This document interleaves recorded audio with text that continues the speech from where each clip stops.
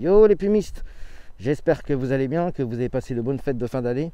À ce propos, je vous souhaite tous mes vœux pour la nouvelle année. Je te fais pas tout le blabla hein, comme chaque année, mais ce qui est important c'est la santé. Parce que bon, tu auras compris, avec ce qui se passe depuis 2 ans qui nous casse la tête, c'est surtout ça qui compte, la santé, faire ses projets, faire ses rêves, concrétiser donc ses envies et bien évidemment donc aller toujours de l'avant.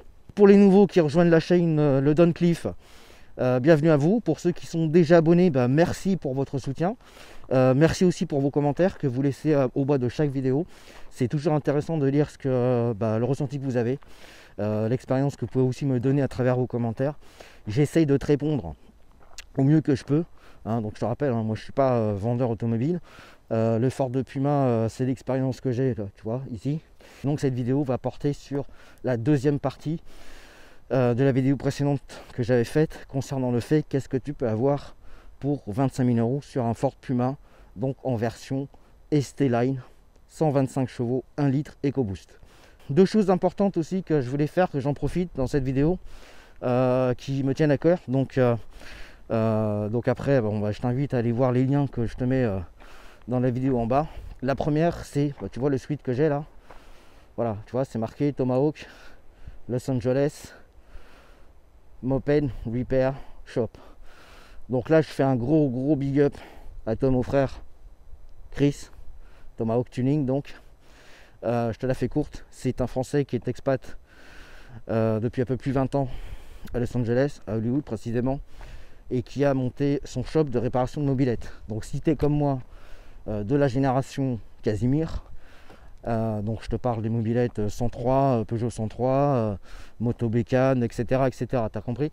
Donc c'est le seul Français en fait qui répare des mobylettes et qui vit de ça à Los Angeles. Et ça depuis, je crois, 2008 ou quelque chose comme ça. Enfin bref, m'excuserai, j'ai un petit peu de mal à respirer, c'est avec le masque. Je te mets le lien dans le descriptif de la vidéo en bas. Je t'invite à aller le checker.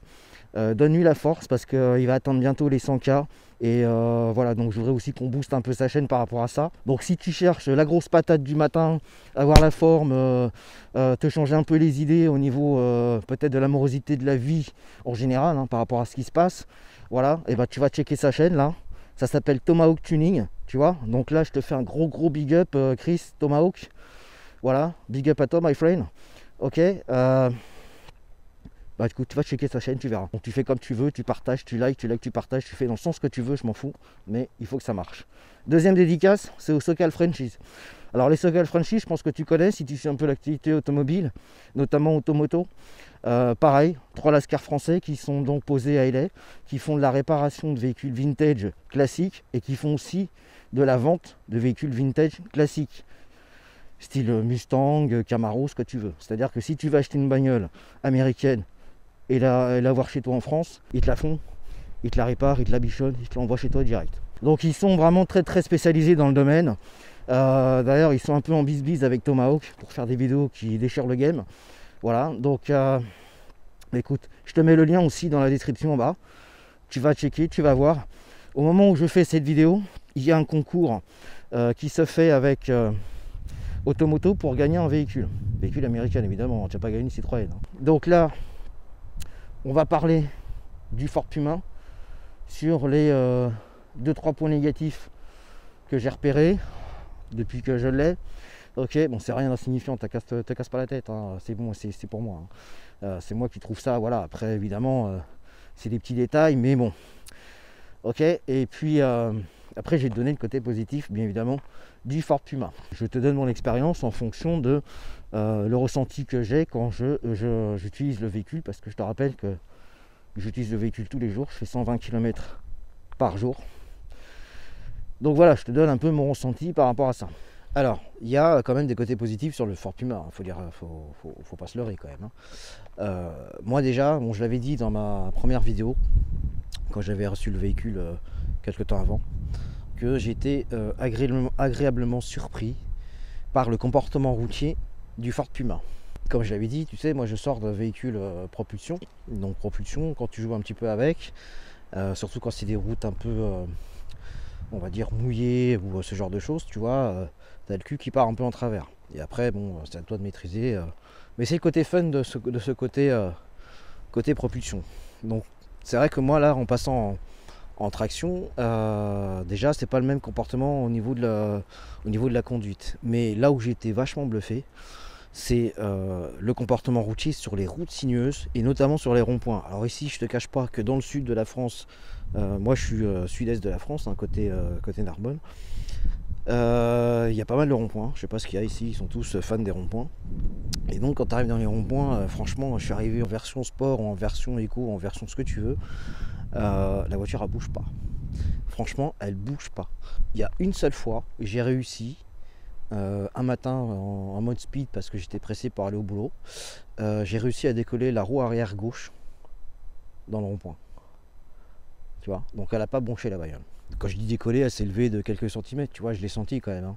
Mais voilà, elle n'a pas bronché du tout. Alors j'avais fait le test aussi en mode sport sous la pluie pour voir, parce que quand tu es en mode sport, en fait, tu as l'USP qui est déconnecté. Enfin, tu as quasiment toutes les aides de la conduite qui sont déconnectées.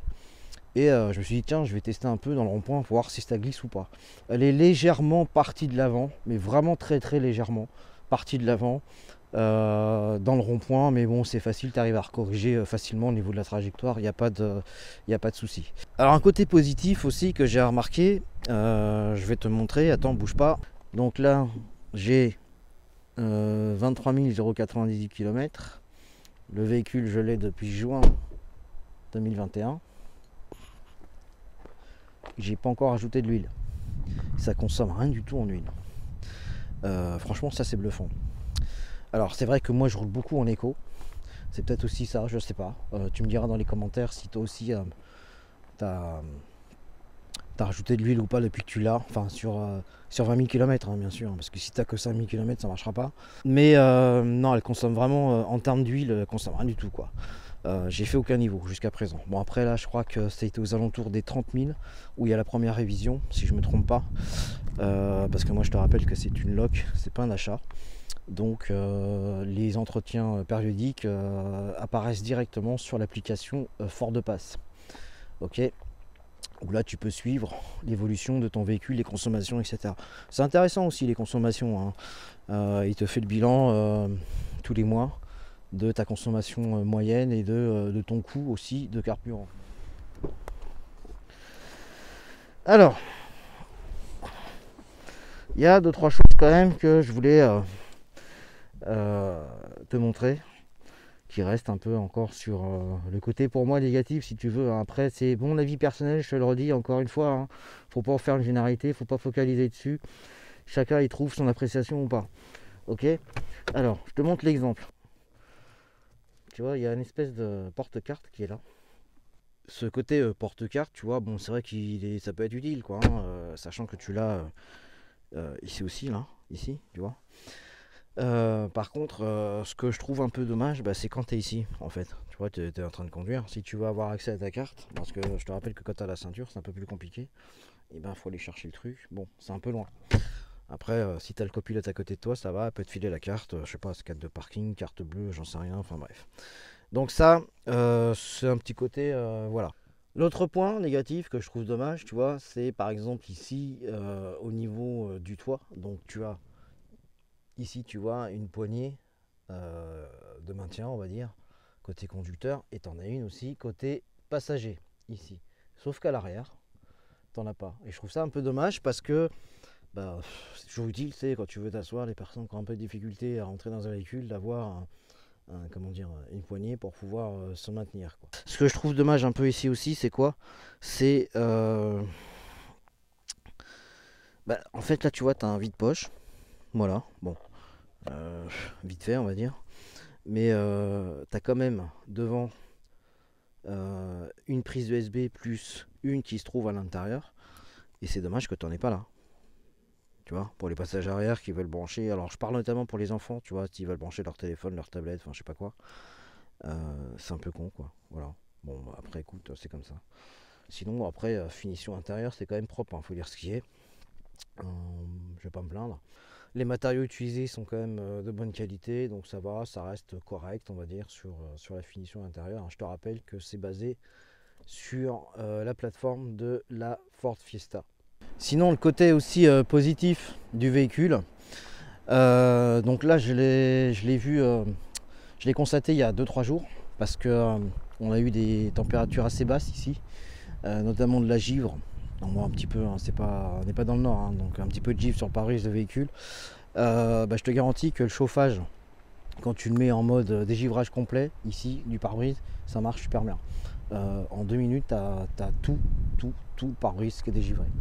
Donc tu n'as pas besoin de gratter, c'est pas mal. Donc je pense que ceux qui ont l'option pare-brise dégivrant, parce que je crois que ça existe, tu me diras si c'est efficace ou pas, si tu l'as éventuellement sur ton Ford Puma.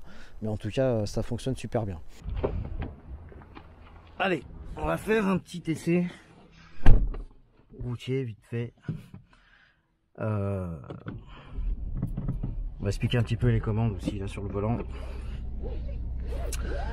Ceinture. Voilà, alors comme je te disais, tu vois, quand tu mets cette fonction là, ça dégivre super vite. Les 3 rayons qui sont allumés là, ça dégivre super vite le matin. Donc ça c'est super efficace. Ok, allez, on est parti. On va mettre le mode piste un petit peu. Bref, parce que c'est un peu un chemin de terre, mais bon, on va dire ça comme ça, tu vois. C'est juste pour que tu vois ce que tu as fait. Alors le cadran il est assez sympa parce que ça ressemble un peu à l'affichage du mode sport. Et là aussi, tu vois, je sais pas si tu vas bien le voir, mais tu as le mode ESP qui est déconnecté. Et après le dessin, l'hologramme aussi est sympa parce que ça représente des troncs d'arbres, on dirait, je sais pas. Ça fait, ouais, ça fait un petit dessin sympa. C'est super cool. On va sortir du mode piste. Voilà, normal. J'appuie 2 fois, je suis en écho. Voilà. Lecture des panneaux, bien sûr, hein, par le biais de la caméra qui se trouve au niveau du pare-brise, si je me trompe pas. Donc moi, je te rappelle que j'ai un affichage donc version anglaise, ce qui veut dire que j'ai les miles en haut et l'affichage kilométrique en bas. Ok. Donc ici, c'est une route qui est limitée à 80 km/h. Donc je vais enclencher le régulateur de vitesse. Et je vais mettre 50 miles qui correspond à peu près 80 km/h. Tu vas voir, ça va s'afficher là, si tu vois bien. Voilà. À cette vitesse là, 80 km/h, en général, je suis à 4 litres 6, 4 litres 7. Je crois qu'une fois, je suis descendu à 4 litres 2 ou un truc comme ça, je sais plus. Je sais pas, tu regarderas dans les vidéos parce que je suis descendu vachement bas une fois. Voilà, donc là, limité à 70. Alors là, tu vois le côté négatif que je reproche là, c'est que si je suis en 70, je vais me positionner à 70, donc ça fait à peu près 43 miles, je crois. Voilà, 43 miles. Donc je suis en dessous de 2000 tours minute, ce qui veut dire que je suis en sous-régime, ça veut dire que je suis obligé de tomber un rapport pour me mettre en 5e. Tu vois, je me suis mis en 5e. J'ai pas touché au régulateur de vitesse, donc ça c'est bien par contre parce que lui tient compte du fait que même si tu changes de rapport, il change pas ta vitesse. Ça c'est pas mal. Après, tu vois, par contre là il m'affiche d'être en 6 et si je me mets en 6 automatiquement, faut que j'appuie. Mais je suis toujours en sous-régime, ça. Et tu vois là, il m'affiche à 5 encore, c'est un peu casse-bonbon. Bon là je vais me positionner à 50 parce qu'il y a un radar qui est là-bas, tu vois, qui est limité à 80. Donc ça, moi, ça me sert beaucoup. À chaque fois quand je suis en position par rapport à un radar, je me colle avec le régulateur de vitesse. Comme ça, je suis sûr de ne pas me faire shooter. Alors après, la boîte de vitesse, elle est quand même super agréable. C'est bien étalonné. Elle est relativement souple, bien précise. Alors, il n'y a personne. On va laisser un peu dégager la voiture qui est partie devant. Et là, je vais me mettre en mode sport.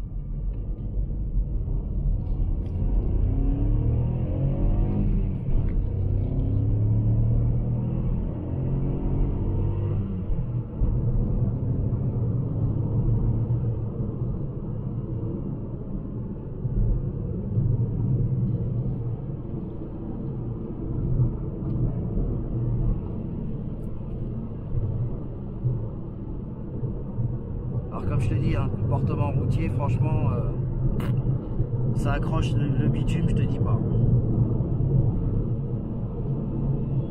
Bon, ce qui est regrettable aussi, c'est la, comment dire, la sonorisation. Hein. Bon alors, c'est quand même bien la sonoriser au niveau de l'habitacle, mais ce que je trouve dommage, si tu veux, c'est que quand tu passes en mode sport, enfin, je vais essayer par là, t'entends pas trop quoi l'échappement, tu vois, ça manque de peps quoi.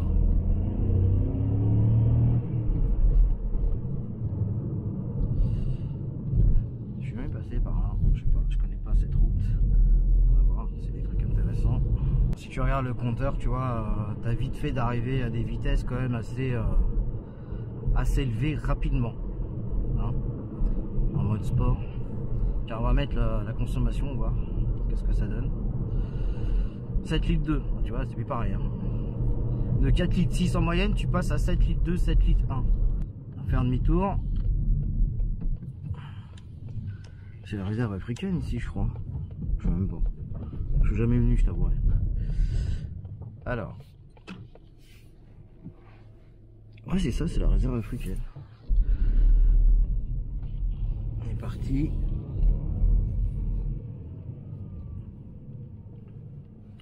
Hop. On va faire un coup de première, on va voir. Allez, go, c'est parti.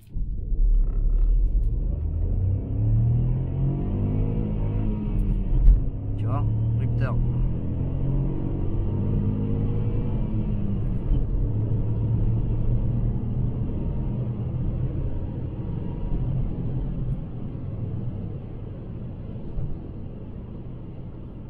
Tu vois, 120 quand même, t'as vite fait de les atteindre. Hein. Donc non, c'est plaisant.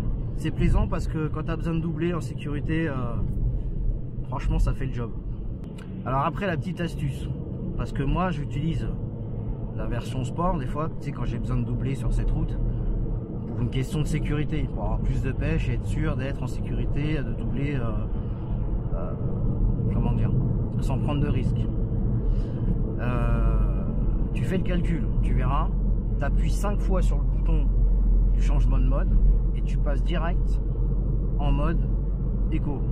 Regarde, je vais le faire avec toi. 1, 2, 3, 4, 5. Tac, tu vois. Là, il s'affiche en mode éco. Parce qu'en fait, j'ai remarqué un truc, c'est quoi? C'est que, admettons, là, tu vois, là, je suis en mode éco. Si j'appuie qu'une fois, l'affichage change, mais tu vois, il reste sur l'éco. Que si j'appuie 2 fois, 1, 2, là je passe en sport. Tu vois. Et si je fais 5 fois, 1, 2, 3, 4, 5, là je passe en éco. Un truc aussi que je me sers beaucoup, par exemple comme là, tu vois, je vais me mettre en mode sport, donc j'appuie 2 fois. Et lui je vais le dégager parce qu'il me fatigue là. Regarde, 4e, 3e, je prends de la vitesse. Ça gueule un peu quand même, hein, t'entends? Après le turbo il fait son boulot. Hein.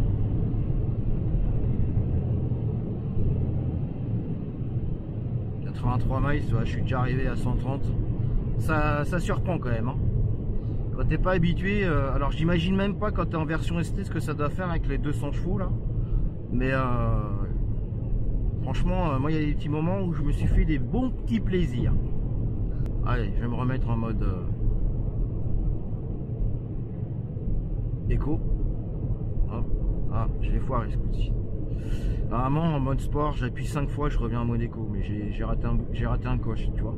Et c'est ça que je te dis qui est fatigant, c'est parce que tu es toujours oublié de chercher ici là le bouton, alors que si tu l'avais là, bah, c'est beaucoup plus simple.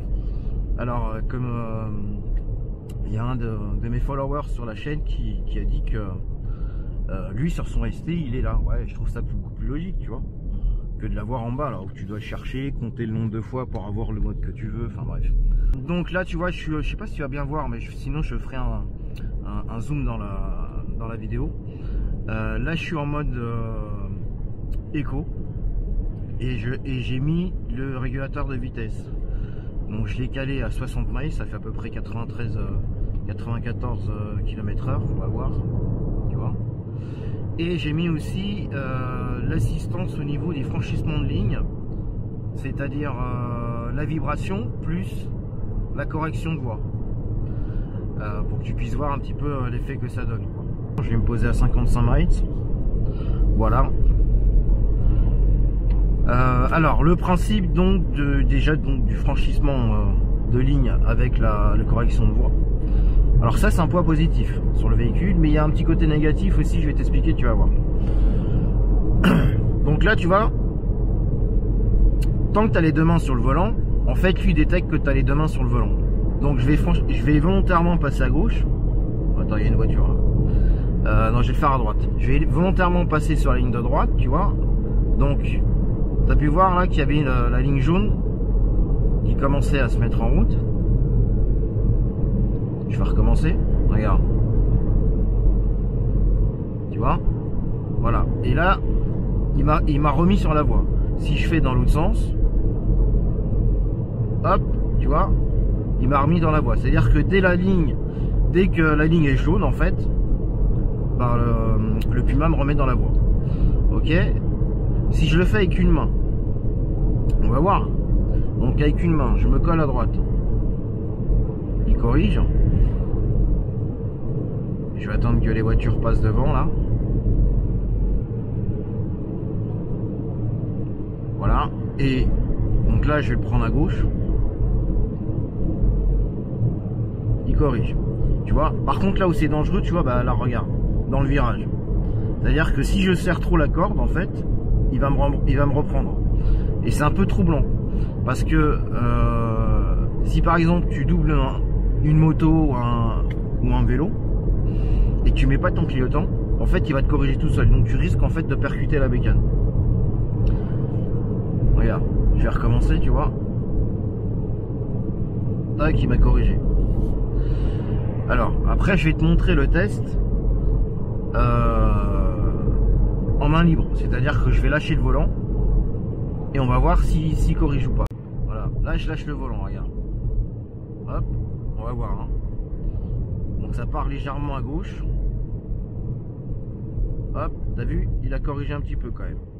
Alors il va pas le faire tout le temps parce que tu vois, voilà. Après il te signale qu'il faut quand même que tu reposes tes mains sur le volant. Il y a un détecteur, je pense, au niveau de la pression du volant aussi qui fait que il détecte le fait que t'as pas les mains sur le volant, quoi. Alors ensuite, régulateur de vitesse. Alors regarde, je te montre. Je me repositionne à 55 miles. Donc ça fait à peu près 85 km/h.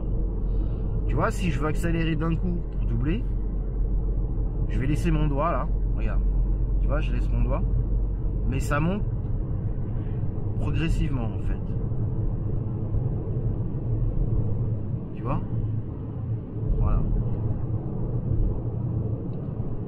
Et en fait, c'est comme si tu appuyais sur l'accélérateur. Donc pour moi, ça n'a pas trop d'intérêt si tu veux. Par contre, alors attends, je vais le déconnecter. Tac, parce que là j'arrive sur le bagnole. Je vais te montrer comment moi je fais pour pouvoir accélérer vite quand je double. On va prendre l'exemple de la voiture qu'elle a là.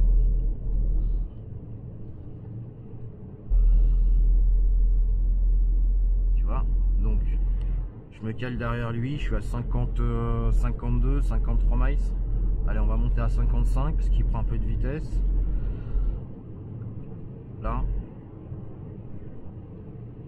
Et là en fait je vais calculer mon truc, c'est-à-dire que je vais monter par à coup jusqu'à 70 miles. Et là tu vois, en fait le véhicule il part beaucoup plus vite.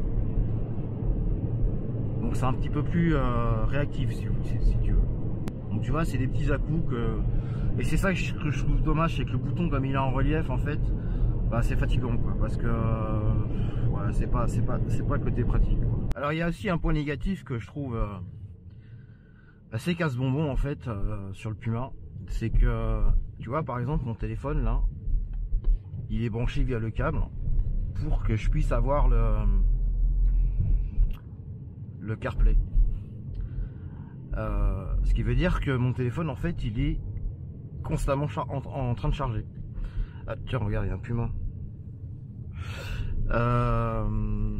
Ce qui veut dire que, donc, ouais, ce que je disais, il est toujours en train de charger. Donc, du coup, l'option que j'ai en bas, là, de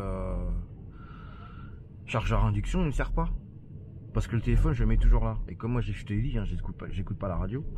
Je suis toujours avec YouTube Music ou Amazon ou ce que tu veux, bref. Donc, je trouve ça con, quoi. Ils auraient pu faire vraiment avec le truc Bluetooth, parce que t'as des